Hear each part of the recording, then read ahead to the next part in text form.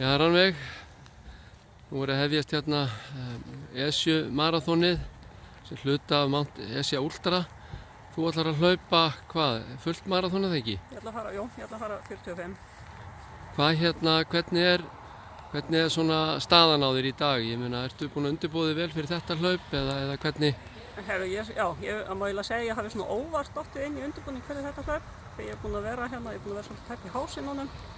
Þannig að semst á tímabili í vetur og vor þá hentaði mér best einmitt að vera bara að príla á, vera bara í brekkum, vera bara að príla á fjöll og sérstaklega svona, snemma í vor meðan var ennþá snjór í fjöllunum, þá var virkaði vel fyrir hálsinn að lappa upp og bara hlaupa niður í snjónum því að þá þetta er hlaupið á hælunum og þurfti ekki að reyna svo mikið á hálsinnina.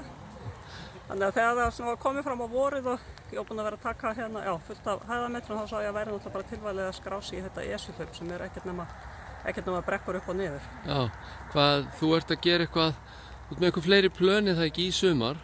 Ég er skráð í Laugaveginn og síðan í Súlur Vertikal, 55 km.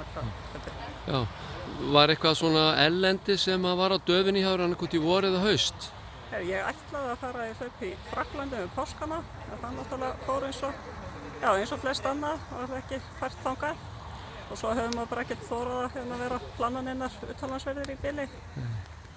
Hvernig með eins og að Akurinn, nú búið að vera töluverður snjór í vetur, hvernig gengur það að æfa svona langhlaup við þannig aðstæður? Það er náttúrulega alltaf ákveðna útsjónarsemi, en það er svo sem það er nú yfirleitt vel staðið að snjómokstri í bænum, þannig að það er svo sem kannski eins gott og hægt að hafa það svona miðað við aðstæður og svo erum við þá að nota líka bara hlaupabrettinn og bogann og allt sem hægt er bara. Einhver uppáhaldsæfing svona þegar þú ert undirbúið fyrir svona fjallahlaup, eitthvað sem þið finnst skila þér miklu?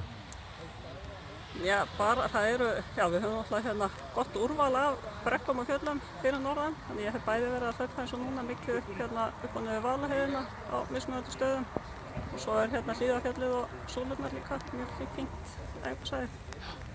Frábært, takk fyrir þetta Rannveig. Takk.